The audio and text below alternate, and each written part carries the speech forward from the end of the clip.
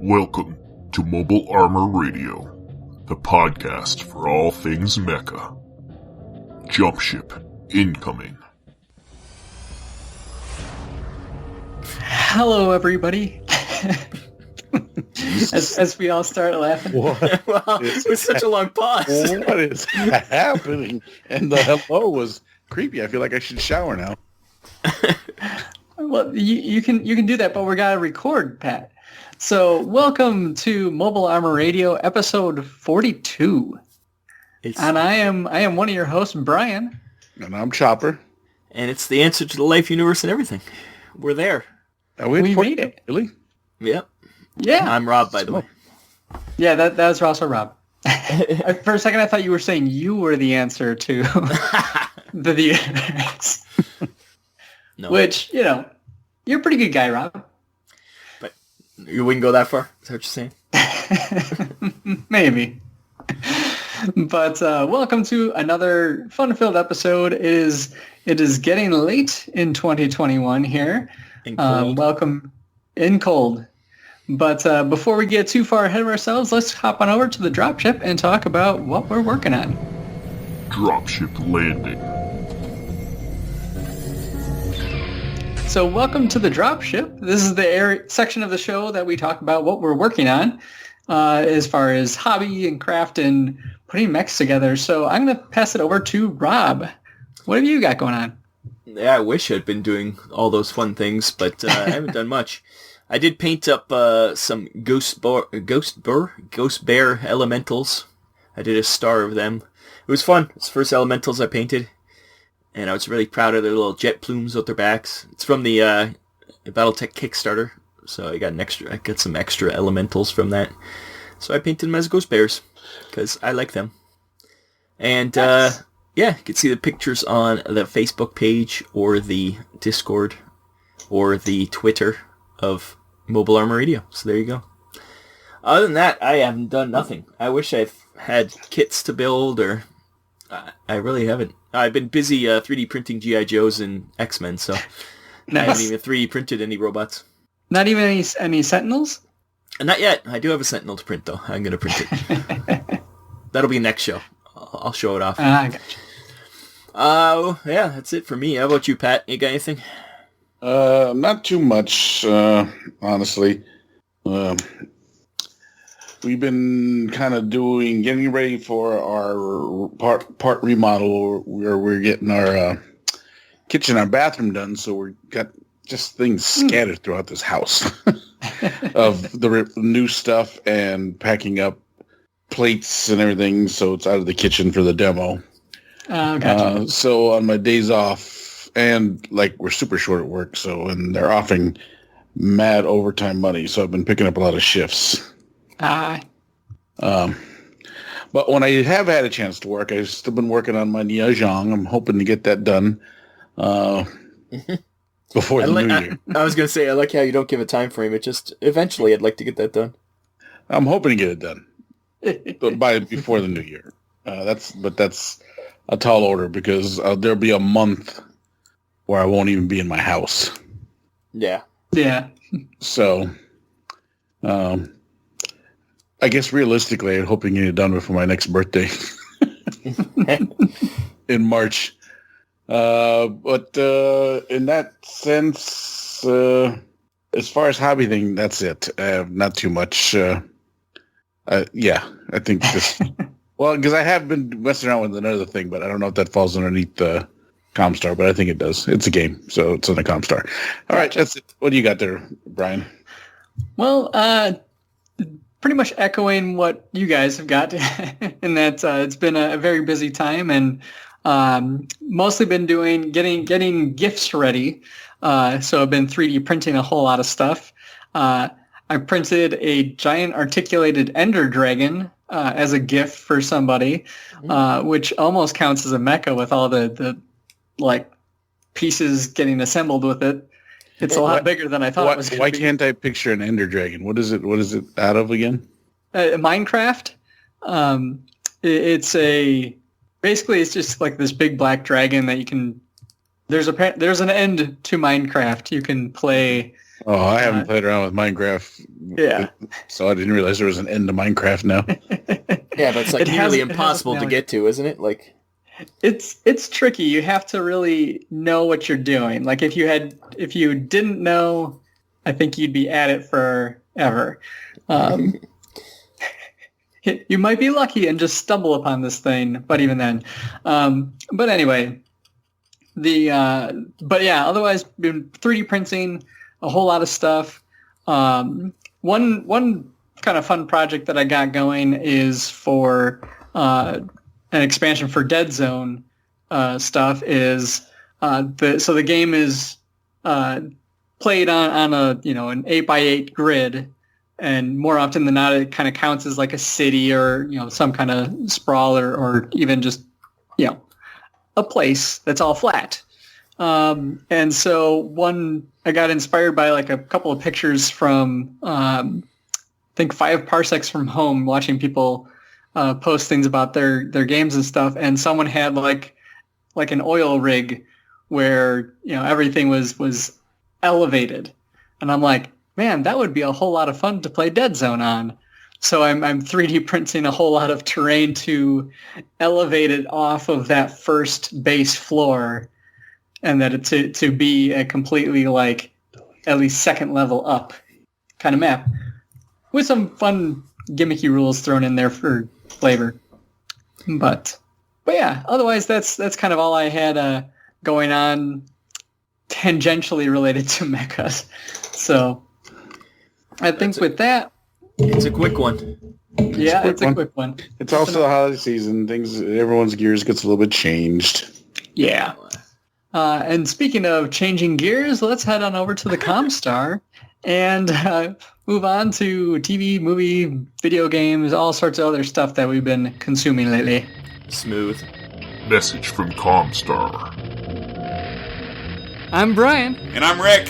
From Dead Zone the podcast. And you're listening to Mobile Armor Radio. Welcome to ComStar. As mentioned before, this is the section of the show where we talk about shows and games and all sorts of other stuff that we've been looking at or experiencing or having fun with in the mecha genre. So I'm going to pass it over to Pat to go first this time. Oh, you actually, led on with that. You had something to talk about. I did. So that was just a joke. That was a fake upsetting. So with the packing and everything, I stumbled on quite a few things and have been kind of messing around with it. So on the mech side, I've been messing around. I found instructions to Ogre for that big box we got, and because we talked about it and the history of it, it sparked my interest in that game again. Where did we talk about the history of that game? In that brand new exciting podcast called Dragon's Tome. We can find Dragon's Tome on YouTube. On YouTube? On the YouTube. On your tube. Yeah, and if you were a fan of all the Dragon magazines back in the day and or role-playing games, this is a must-listen-to podcast. Yeah. Anyway, so we were talking about Ogre because there was an ad for Ogre in the latest magazine. I don't know if that episode's come out yet, actually. It did. It was this Sunday. It was this one? Much like an ad for Ogre, we had an ad for the show that talked about Ogre. That's right. But this was like an ad for Ogre before it was even Steve Jackson Games. It was some other game company that he made it for. Steve Jackson was an employee of this game company. Ah, okay. And the game went for $4.25 because it was literally a chit game. It was just a pamphlet with chits, yeah. Not like the giant box, like the box of I've seen Pat's Ogre box, and it's about the size of a end table. It is gigantic. Yeah. It's about the size of a card table. It's big, and so I found the instructions. I was messing around, so I brought that ginormous thing upstairs. And I've been playing around with it. I want to play a game now. I just need to get them to come over and play with it. So I read the rules, messed around with it, and can't you play it solo? You can, but it's not as fun. Yeah, I know. I thought that was a solo game. That's what I was wondering.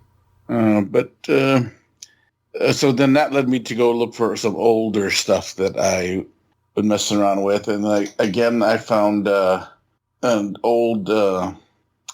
The City Fight thing that I bought many years ago, and I totally forgot about it. I found it on the bookshelf on the back of my Dragon Horde, still wrapped in the wrapping that the eBayer sent it to me in. Oh, jeez. So I started reading through the City Fight rules for BattleTech again, and that's now sparked it. So yeah. So now that sparked some interest in wanting to do city battles and some BattleTech. Of course, this all gets ignited when it's going to be winter and no one goes anywhere. Yeah. Right. Don't you hate it when that happens? Yeah, that's always the worst. But I think, Pat, you keep talking about the Horde. One day you got to take like a video and put it up on YouTube of your Dragon's Horde because people would be ridiculous how big this thing is. Well, I wanna clean it up first so it's at least respectable. Just make sure you don't Just make sure you don't put like geolocation on that video, just in case someone's like, "Hey, I want that stuff." That's right. My dog Jasper will jump on you, and his claws will rip your skin in playfulness. Yeah, that's right. Big floof. He's friendly, but he still gnaws on you. So yeah. So the big thing was Ogre and the City Tech. We're just reading those re-rules and getting excited for the different variations of BattleTech again. My only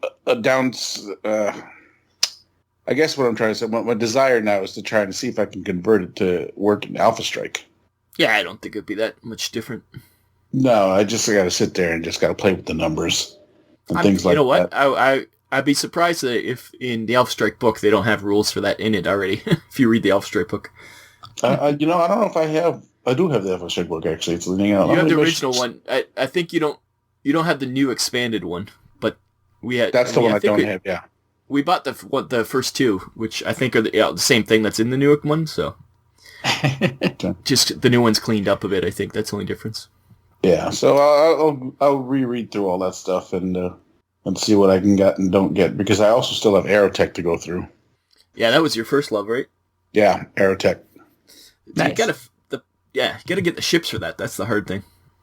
Well, the thing is we do have the ships to print. We just don't know the size.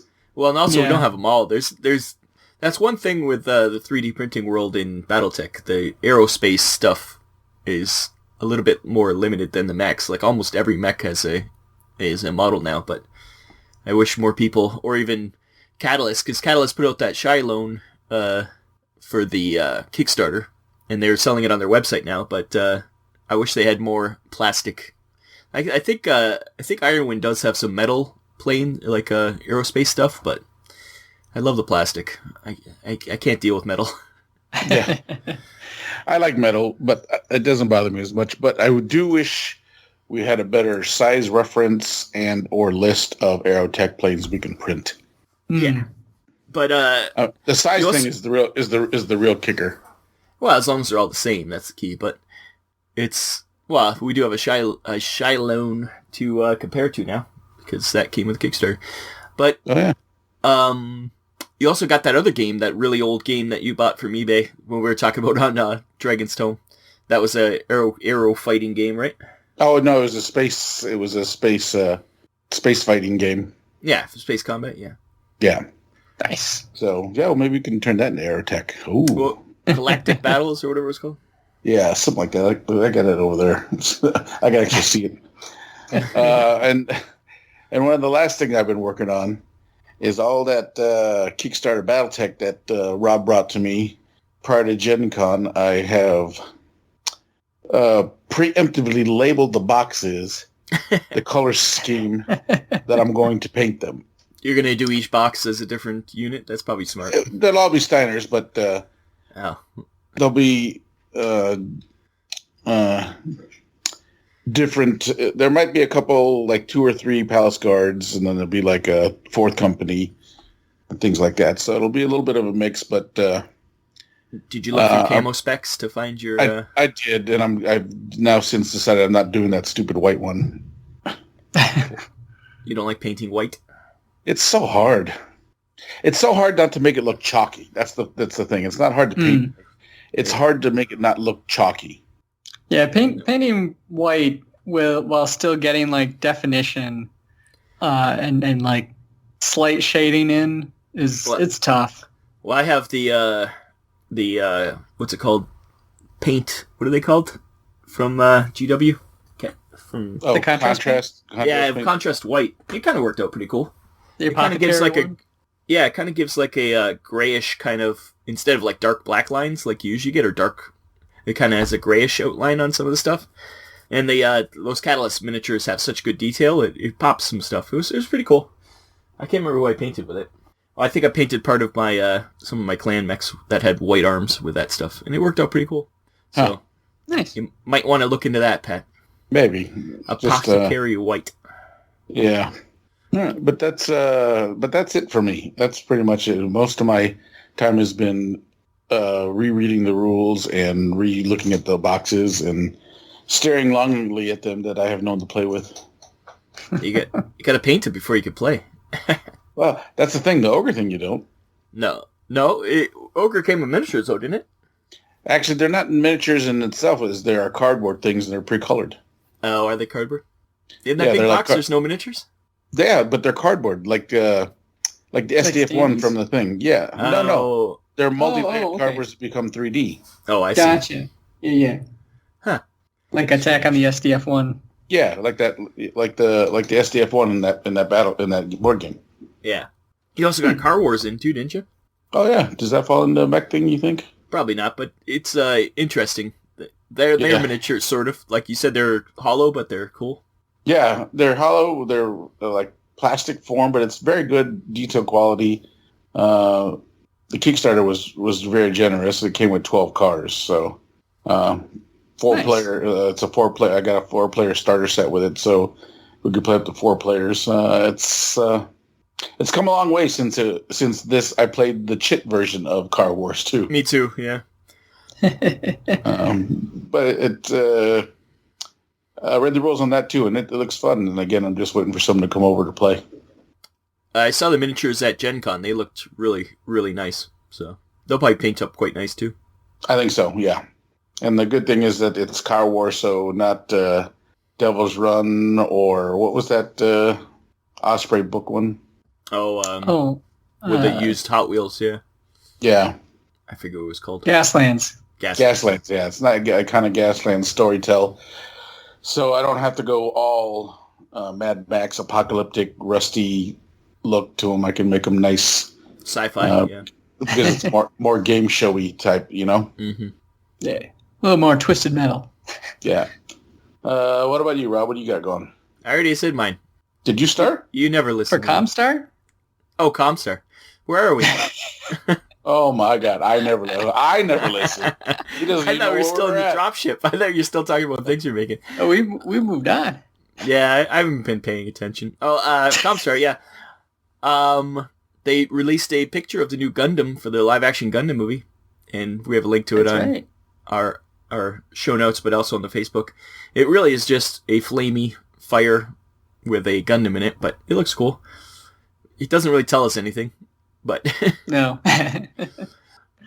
But it's coming. Yep. It's a good thing that it's not just in development hell. There's actually stuff happening. So that was the only real news this month. Other than that, Genlock came out, so I watched the first. I think I've seen the first 2 episodes of Genlock, and it's good. It's very different from the first season. It's getting more philosophical, and it's and it kind of went to the past to show the enemy side, kind of, and it was interesting, and it's actually painting them more as not such a evil entity so much, because both sides seem to be dicks, so and that Genlock are just stuck in the middle, kind of, but it's fun so far, and I'm enjoying it. Other than that, there's nothing. I don't think we were talking about earlier. Cowboy Bebop's back, but I wouldn't even count that as mech related. It's anime, at least. It was anime. It's live action now, and that's kind of fun. But other than that, yeah, I haven't seen or watched anything else. How about you, Brian? You got anything? Yeah, there's been a couple of things. I know that as far as news goes, I believe that there's the new Eureka 7 High Evolution trilogy is going to be coming out, which is the third and final film of the Eureka 7 movies. I actually haven't seen any of these, but I did really love Erica 7 when it kind of first aired like on Toonami way back when. And I still have to check out the AO anime, but I mean they've got some stills out for it. They did release a trailer as well, and I think first 15 minutes or something like that. Funimation is going to be screening that in theaters in the U.S. in 2022 sometime. I don't know if they've hammered out exactly what time of year that's coming out. But that was a fun thing. And then I think we mentioned it once before. The Macross Plus movie edition is actually going to be in movie theaters nationwide in December 14th. Coming out. That's from the Fathom Events folks. And that's pretty exciting. For those that have never, even if you've only seen Robotech, check out Macross Plus because it is a phenomenal work of art. And if you ever wanted to see Top Gun but set in the Macross/Robotech universe, it's awesome. You also get a fun little what's the word for it? A cautionary tale about the dangers of Vocaloids. So for any of those J-pop fans out there. But apart from news, I did finish Full Metal Panic Invisible Victory, and I gotta say I really liked that season. It was a worthy successor to the rest of the series, and I really do hope that we get another season. Actually, it's definitely left open for more to come. So it was kind of funny watching it because they talk about how the course of the previous 3 seasons, kind of in air quotes, there took place over the course of 1 year at their school. They're like, so you've been here for 9 months. It's it feels like years. Yeah. It's come out over 20 years, but it's only been 9 months. Yep. But like I think I said last time, especially the English cast, they slipped right back into their roles. And there's a fun moment where Tessa, the Captain Tessa, loses her cool and just Yosemite Sam's and to somebody on the phone. So that's always fun.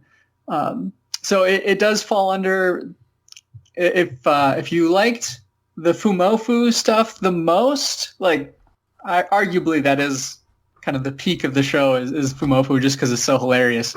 But if you're looking for the comedy stuff, not quite the season for you. It's very much more in that vein of the second raid, which is the 3rd season. Yeah, but Fumofu. I just like saying it. Fumofu. But no, that was a great one, and then I had an opportunity. I was going to watch the 4th Evangelion movie. I need to finish those things. Jesus, I keep forgetting about it. But I as I was going to watch it, I had this moment where I don't remember the events of the 3rd movie very well. So you got to go back to the first movie to watch. Well, that's the thing is I'd only seen the 3rd movie once because it took forever to come out stateside, but I'd seen the first 2 movies at least 2 to 3 times each, on top of seeing the original anime a good 5 times or so.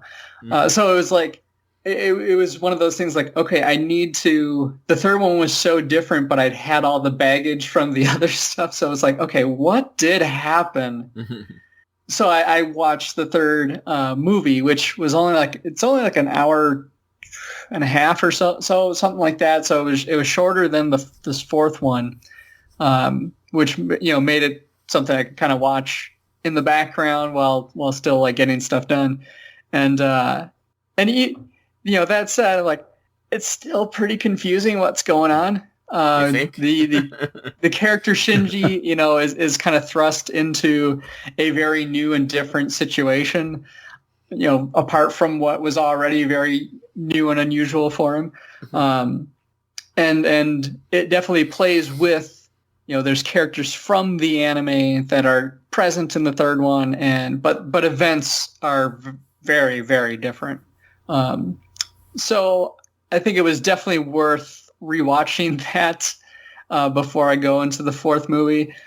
Have to figure out when I'm actually going to get to watch that, because it's one of those things like my wife would have no interest in it, and it's like 2.5 hours long. So you know when you watch that? After midnight. When I don't have to work in the morning, yeah. Yeah. Or if I watch that tonight after midnight, my wife would be getting up right as the movie's ending. She's a baker, and it's that season.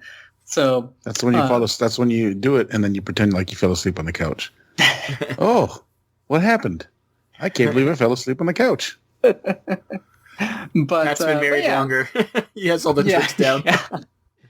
Might be a little easier to sway for the I fell asleep on the couch argument, as opposed to why didn't you come up to bed? But you gotta leave. The key is to leave the TV on. Yeah, I think ours automatically turns off. So anyway, that kind of sums up what I've watched more recently.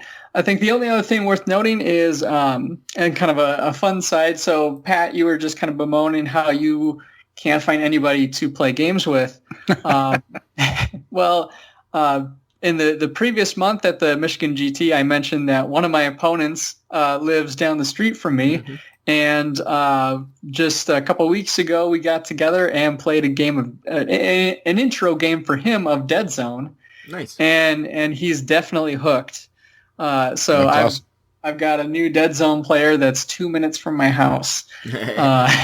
So I'm gonna be we're gonna get in a lot of gaming in, I think. Yeah, I guess you should clarify. It's not that I can't find anyone to play games. I can't find anyone to play these games, tabletop war games. True. You can always find someone to play a board game. I just and another did a demo actually recently, and one of the guys there, is another guy that lives maybe 20 minutes away. Is also getting his group into Dead Zone, so I'm going to be coordinating, I think, some Southeast Michigan Dead Zoning. Well, Pat, I think you should be paying this guy more. That's all I'm saying. He's well taken care of. Yeah. I'm all set. It's good stuff. I'm excited to have some more gaming buddies. It's been tough with the gaming shops that are nearby me still closed for indoor play. Checking in every so often, but we'll see when that happens. Definitely going to be some good times. But I think with that wraps up the ComStar for us. And so with that, why don't we head on? ComStar? Oh. Yeah, Rob. Living up to that number 42 yard. This is the Mobile Armor Radio podcast too, not the Dragons 2. Oh, I forget where I was. This is not I'm getting senile. This is not the team building exercise. Yeah, I'm senile in my old age. I will say, Rob, I'll cut you some slack because, how many times have I started out the show forgetting how we even do the intro? So with that, let's head on over to the MechBay Hanger and talk about the main topic for the episode. Now entering the MechBay Hanger. All right, here we go into the MechBay Hanger. So this is our roundtable topic for the episode. And I thought it was my turn, so I thought it would be fun to talk about kind of another little wish list series, as we often do about this time of year. But specifically, with things coming out as remakes and reimagines of classic things that we're huge fans of, I thought, what other things do we think would be kind of fun to get a facelift or like a revamp of within the anime or even gaming world? So I think I can start off this discussion, and I'll bring up Escaflowne.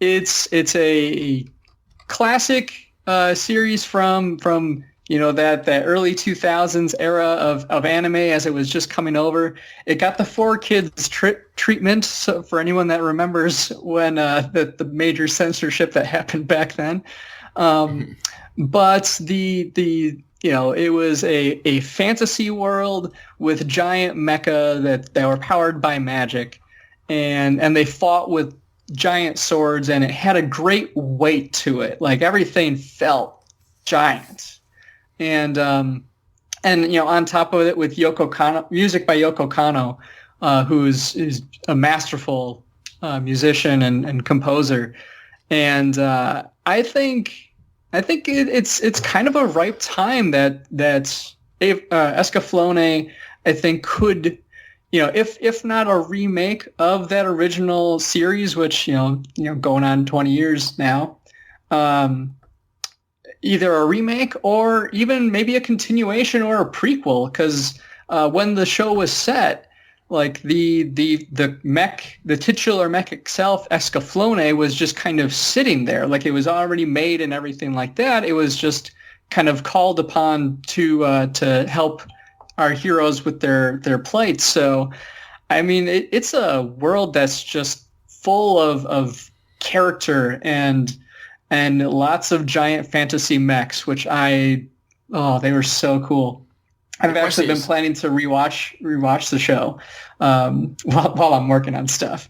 But I think that would be a really fun one to get a revamp for.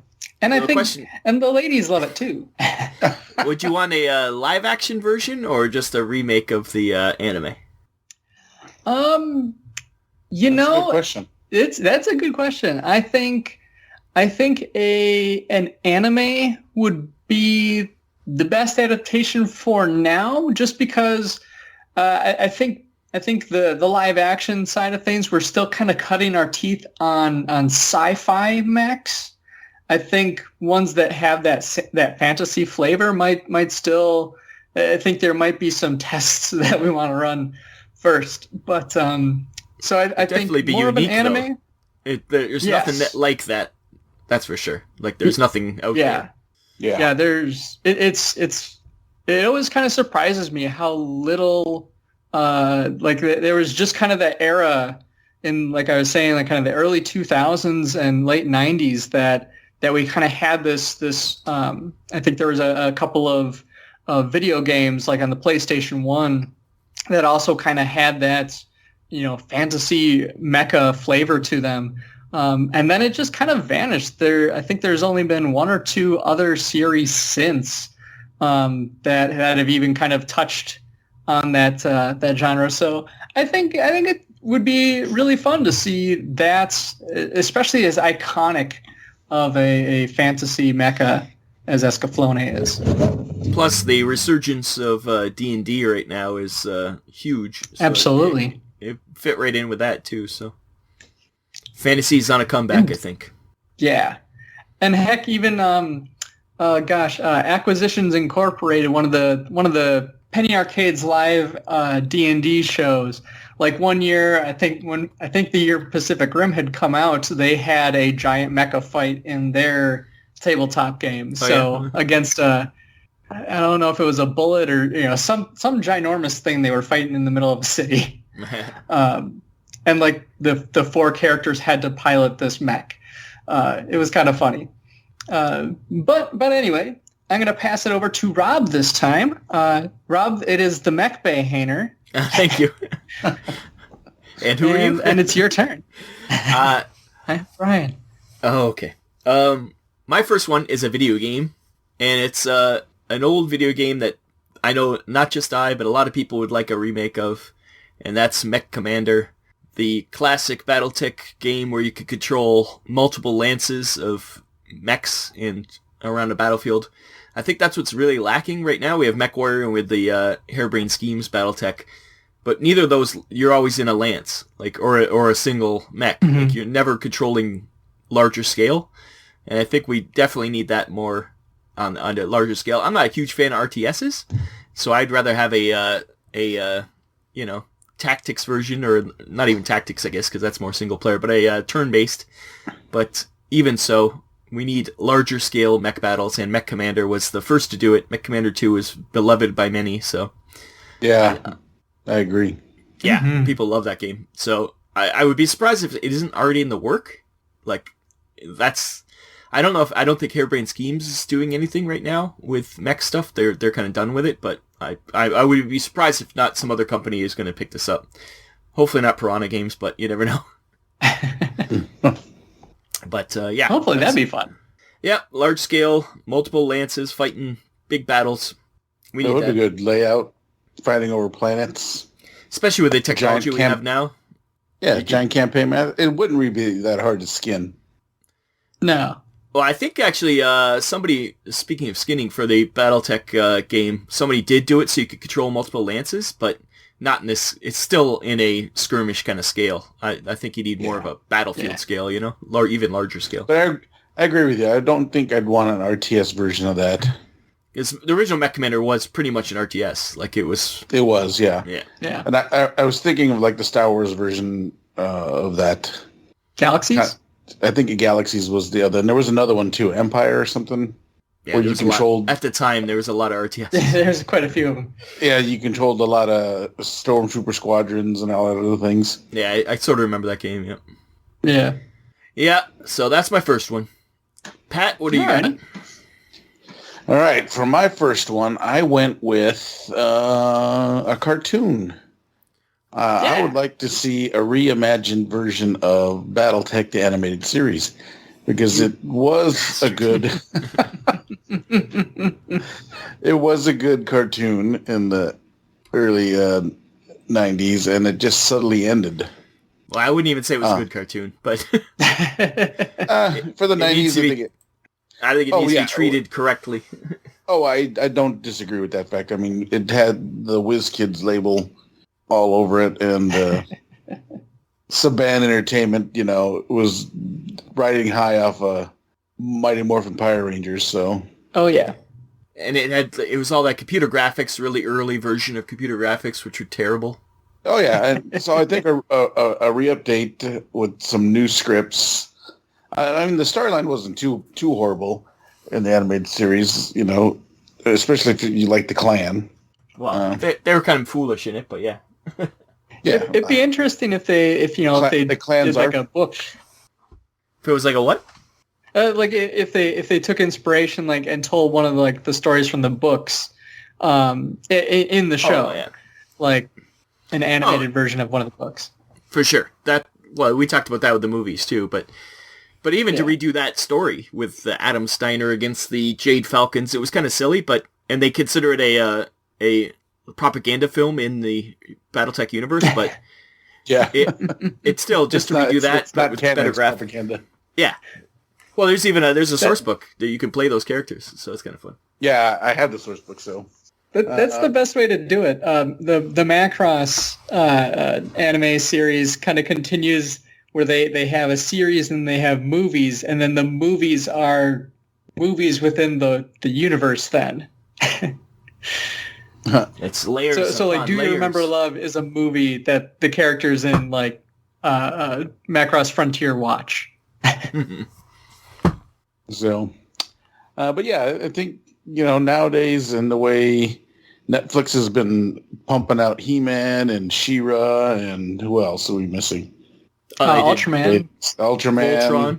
Voltron. Yep. I think it'd be nice to do a Battletech. Yeah. So would you prefer it as the cartoon still, or as a live action? I think a cartoon actually, because like you said, you know, we have enough live action movies, but I don't think this the way I'm envisioning it as a series. Sure. So it'd be cheaper to do it as a cartoon than as a multi-episode TV show, I guess. Once again, all these streaming services, like I think Prime, like Netflix has Pacific Rim, so I think Prime should take up Battletech as a anime. Yeah. I think it'd be fun. I mean, I do like the way the series ended, how Adam Steiner wins. Spoilers. Oh, come on. He wins the Quidditch Cup. He wins the trial of possession for the planet he's fighting over, but the clan member being the jerks that they are. Malthus. Yeah, Malthus. He sticks to honors of the letter of the deal, gives them the planet, but keeps the population as prisoners. But gotta read that fine print. You can watch every single episode of Battletech, the animated series, on YouTube. We'll put a link to in the show notes. I don't know who owns it. Nice. I don't know if anybody owns it anymore, but it's all there. So yeah. So actually, it's only had a first one syndication, so I don't think it's ever been re-released. I don't think it's ever even been on video or anything. Yeah. Yeah. 13 episodes, I think it is. So it's not very long. It's 14 episodes. No, one was a clip show, so it's only 13 episodes. Oh. Yeah, 13 episodes and they had a clip show. That tells you something. All right, Bryan, back to you then. Sure. So my venture into the video game side of things is Front Mission. I knew you'd say this. I've talked. Yeah, I would. I've talked about this the game a couple of times now. I'm gonna probably pick it back up and play it some more. It's a grid-based tactics game. And, where you have different loadouts for your mechs, you can swap out arms, legs, and everything like that. And then you have your pilots as well. And, there's the big overarching story. And it's very, at least number 3 is very dramatic in that way that anime often is. And it kind of died out. It had, I think, 2 other games after 3. I think there was a 4, and I forget the name of the other one. I think they were only like PSP games. And so, but I think we're in a good spot where we could really use a game of that ilk again. I think we've got a lot of big mech action games lately. Got the and some good tactical ones with like Battletech and from Hairbrain, but you got Titanfall and you got I don't know if that new Battlefield 2042 has mechs. The old one did, but I've also heard that game's not getting great reviews. So we'll see how that turns out. Because the old, I think was it 2042 or 2142.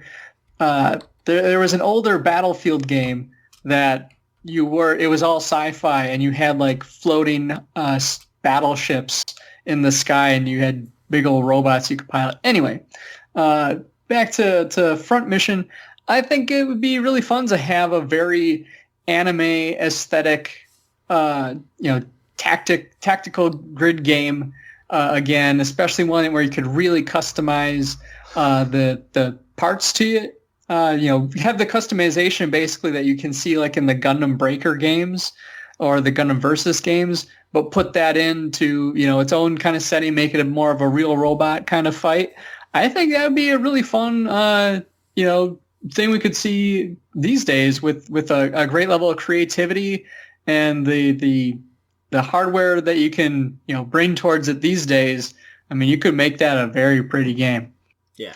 Yeah. Nowadays, it's amazing what they can do, but yeah, updating that once again, that's a game that needs to be updated.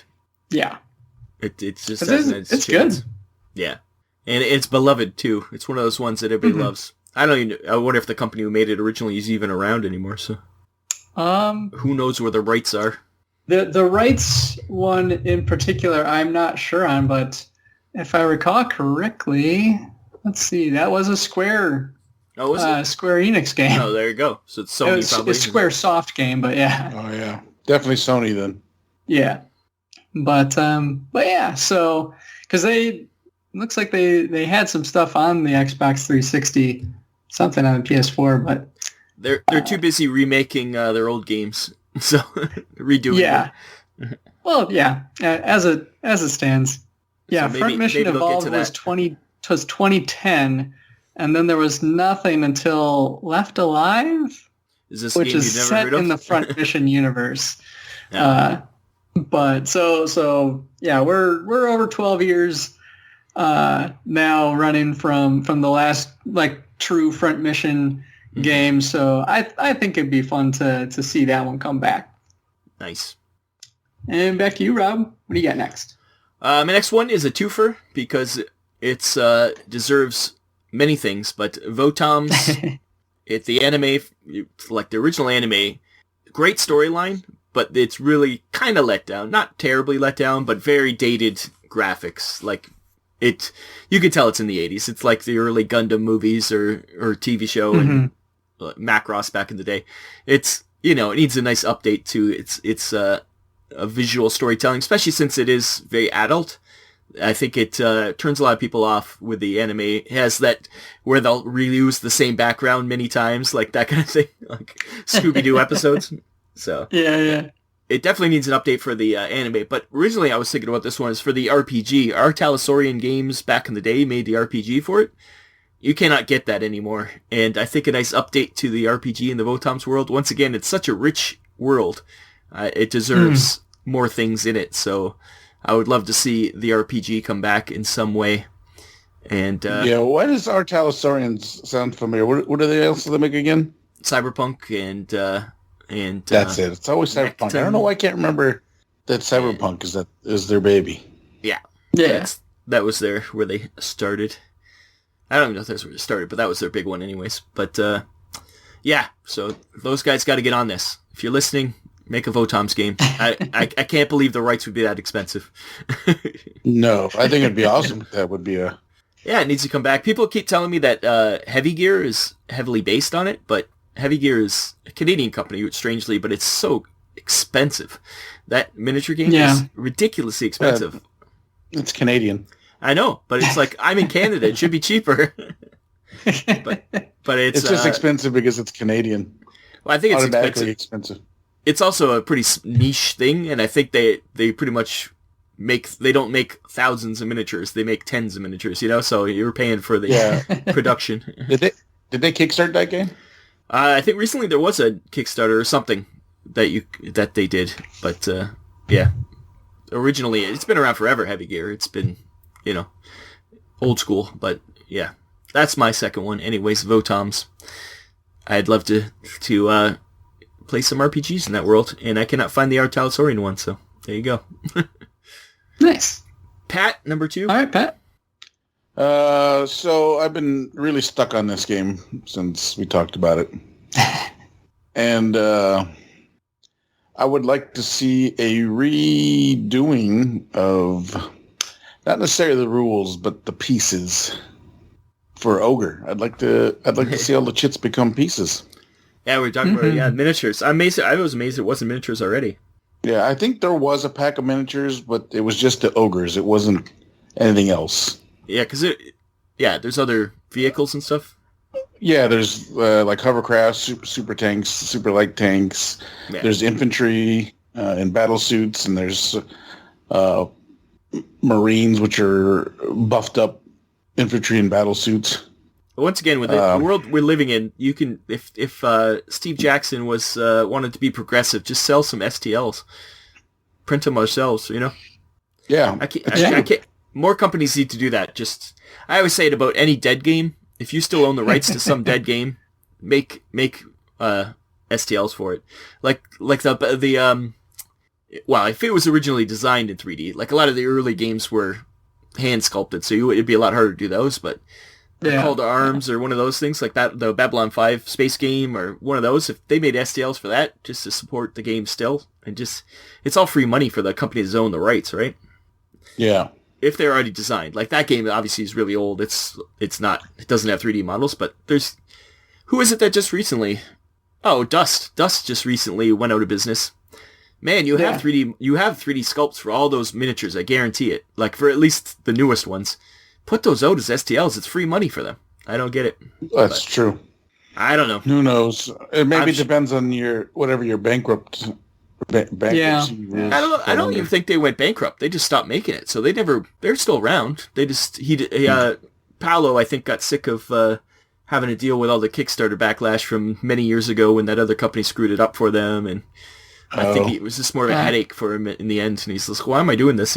But yeah. But I mean, the big giant map you get in the designer edition from the Kickstarter, I think those hexes are roughly 25 mils. So you can definitely hexes? Yeah. Battletech is there you go. So you could definitely, there are definitely hexes out there. The ogres are 2 hexes in size. Every other chit is a hex in size. So it would look really good in miniatures is all I'm saying. That's what I would like to see. It would be nice you could see a cruise missile flying across the board.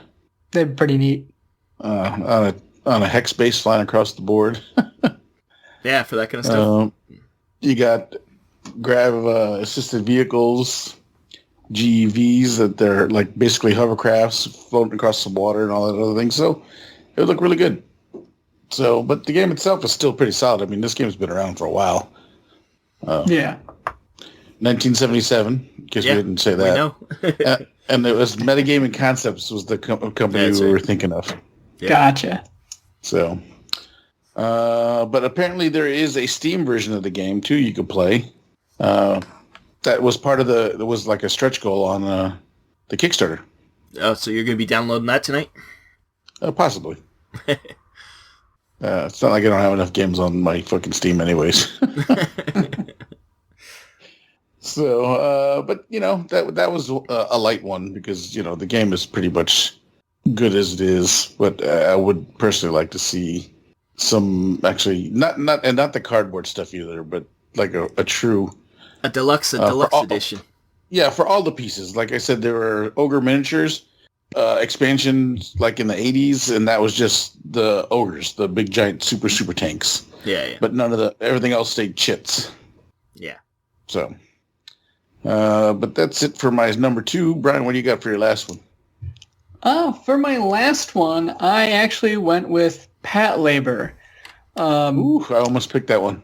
I almost picked that one too. It's I just only recently really watched the series and the movies that came with it. Obviously, it's an incredibly influential series in the mech genre, and it kind of stands out where it's in the space where it's like the mech designs and like elements of the world were very, very much very serious, but then at the same time you have this like slapstick cops show running, comedy show running around.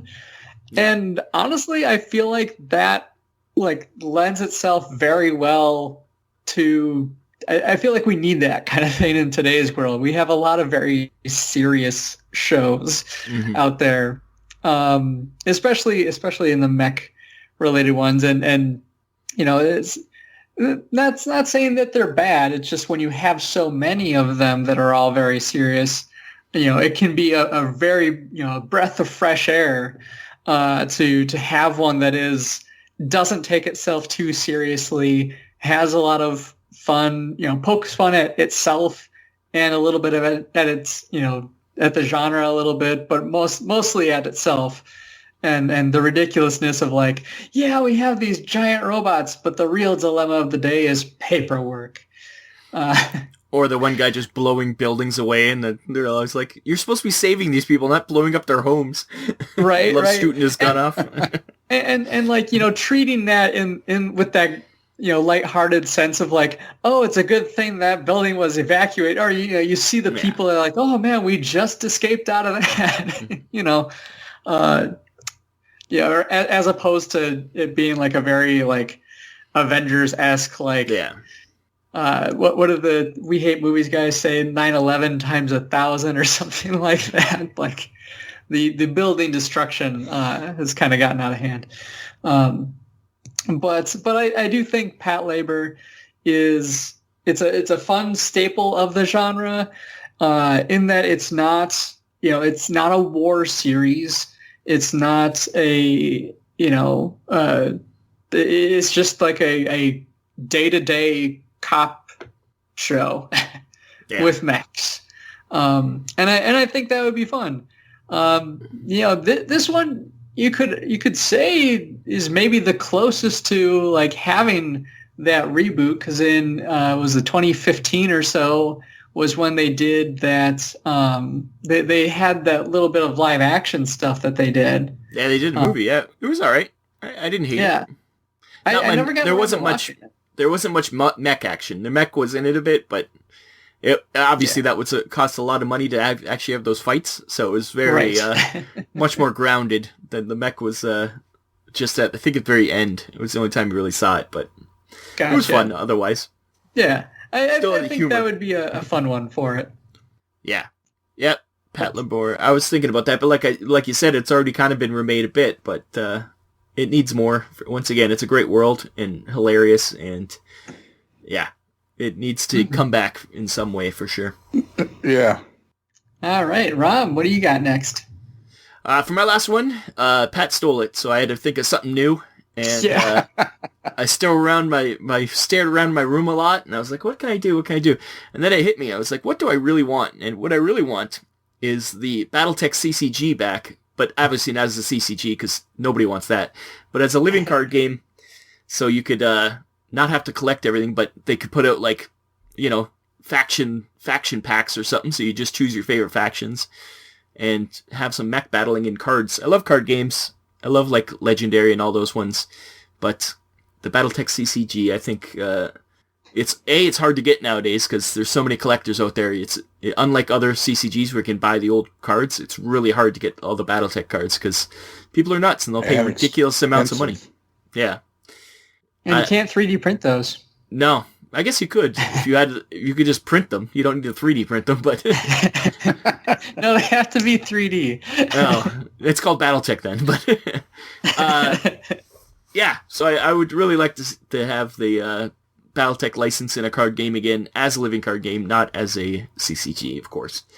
Is there any CCGs left, I guess, other than Magic? I don't think so. I think people realize that that way lies madness, so living card games are the way to go. Yeah, I'm not sure. Maybe Pokemon. Is Pokemon still around? It might be, actually. I think it is. Pokemon is actually quite around, and Digimon, I think, also had a pretty big resurgence. I know Pokemon. Some of those things go for ridiculous money, too. And Yu-Gi-Oh! Is still fairly strong. Yeah, Japanese ones, I think, are popular still, yeah. And Magic, obviously. I don't even know what number they're up to in that, but yeah. You should never have to buy blind packs of anything. That's all I'm saying.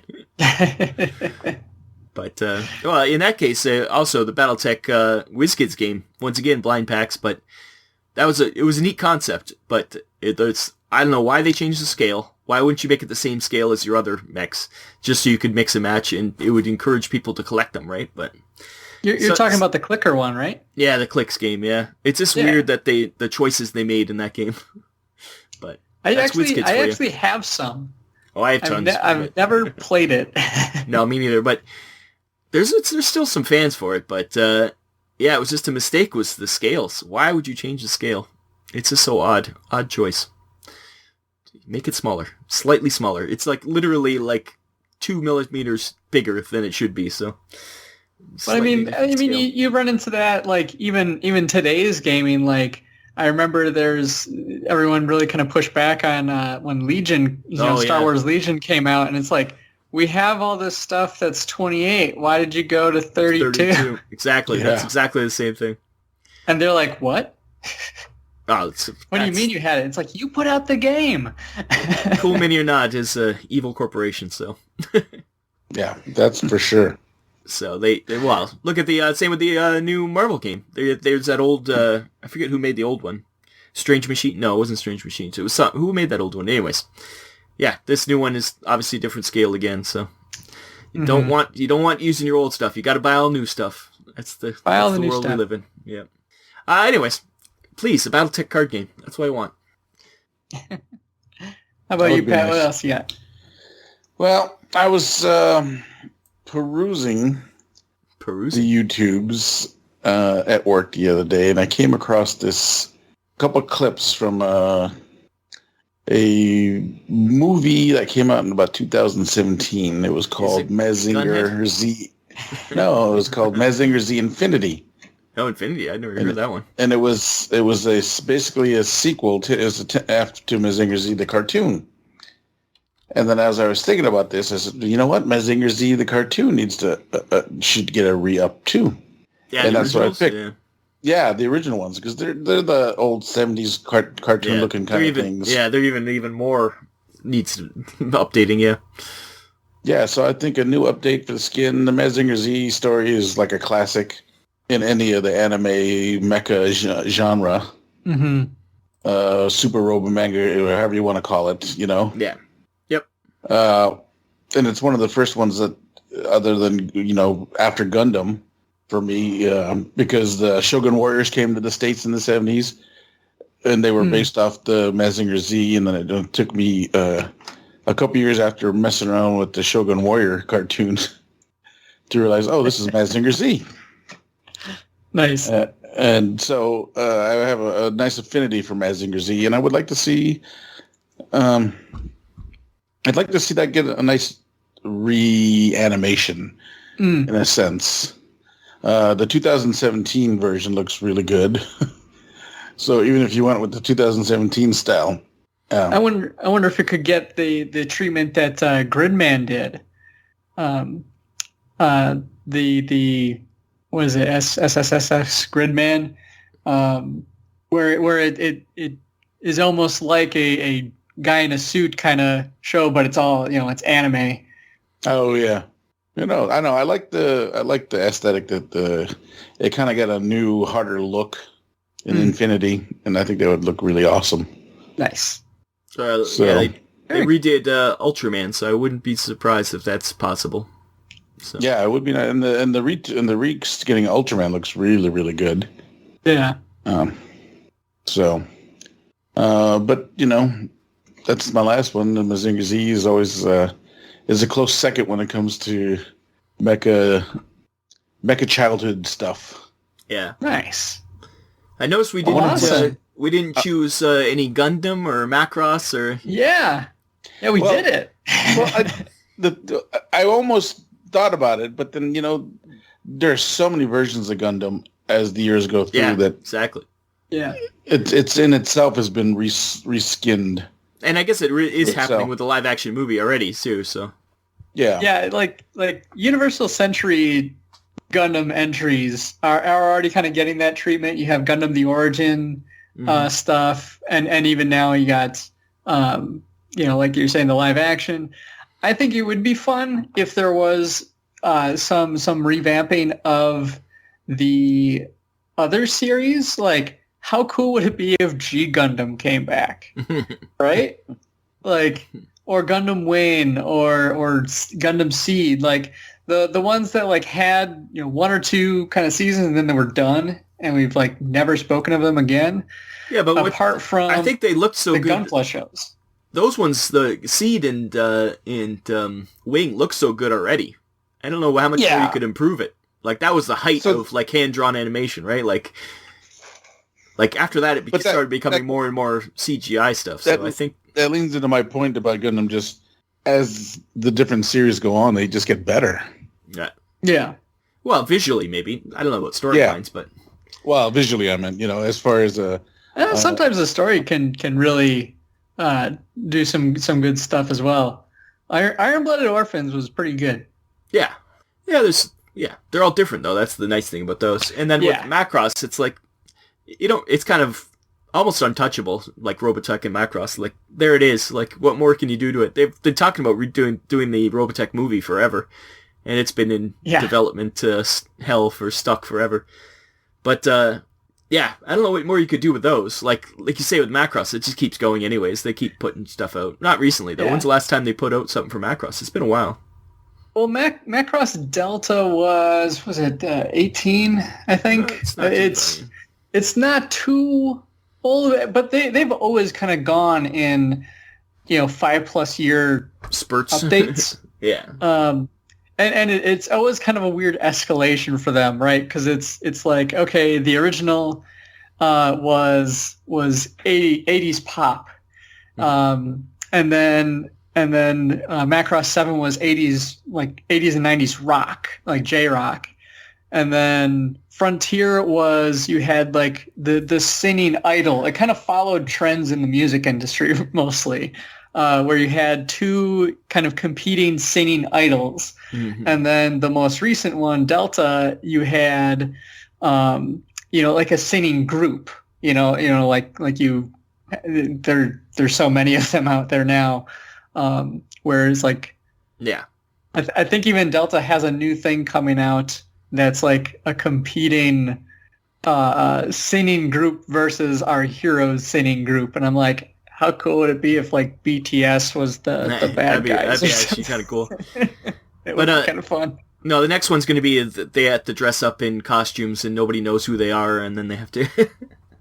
That's the next trend, is the... I mean, they have the hologram clothes technology already. Yeah, the Masked Singer version of Macross, that's the next one. And hey, they already did the Macross Plus Vocaloid one, because after the Masked Singer is the Altered Ego show now, where it's a digital avatar. No, that's right. Yeah, they were on the cutting edge of that one. They already did that one. Yeah, that was in the 90s. They figured that one out. They invented it.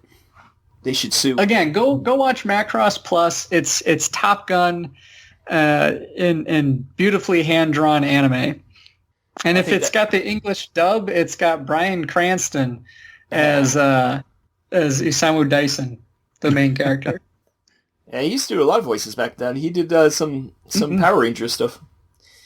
But well, he was actually in the latest Power Ranger movie. Was he? Because he voiced some people in the original show. That's probably why. Yeah, I think he played the original Red Ranger. I think in the re-released movie, the one that just came out. I never saw it. Really? Yeah. What we do need is a reboot of going back to hand-drawn animation, though, right? I think we can all agree on that one. It's expensive, and that's something that Eureka 7 movies kind of touting, is that it's hand-drawn. Oh, yeah? That would have made my list if it wasn't literally coming out next year. I think that'll be the next thing, is people will appreciate the art, right? Not just... Mm-hmm. I don't think that'll be for like Netflix shows and stuff. For some of those big budget Japanese movies, I think they'll start doing more hand-drawn again. But it'll be nice. Yeah. It's interesting, like in the video game side of things too, because like there has been a resurgence of 2D low poly graphics, and even like the PlayStation era low poly graphics have kind of seen a resurgence in the indie games area, and so it's like I think people are realizing that if you have a good visual aesthetic, like it doesn't have to be the high fidelity quality to have a really good look to it. And I think people are talking about there's the League of Legends anime that just came out on Netflix. Supposedly it's really good. Yeah, people are saying it's really good. I'm not familiar with League of Legends at all. Me neither. That's but why I haven't watched it. I've heard like the animation style is very cool. I know Dota. The League would be what happened after Dota. Yeah, which I think League was based on Dota, right? Yeah. I can't even remember what Dota stands for. I don't remember either. It was like a Warcraft mod that became its own game. Yeah. Yeah, if anyone can remember what Dota is, leave it in a comment, because what it stands for. Yeah, and if you have any other shows or old video games or just fun things that you're like, man, it'd be really neat to have this kind of come back, into life in some way. Doesn't have to be the same. It could be a really neat reinterpretation or reimagining, or even just an upgrade. Leave comments in the section below. We love to hear what you guys have to say. And with that, I think we'll head to the ExFil. Let's ExFil out of here. All right, here we are at the ExFil. We're going to be wrapping up the show, so thank you all for listening. Thank you for listening. Stay warm. It's getting cold outside. It is cold. Baby, it's cold outside. I'm 30. I'm at 32. Where are you guys at? Yeah, I'm about the same. Let's see. My computer is telling me 27. Oh, jeez. Oh, wait. I just refreshed mine. Now it says 28. Yeah, 28 here. So I'm like, I'm not that far from you, Pat. Like I'm at -1. Soon. -1 is the correct temperature. Oh, you Celsius people. Yeah. 0 is freezing. It makes sense. In Canada. where it never thaws. You guys are colder than me right now.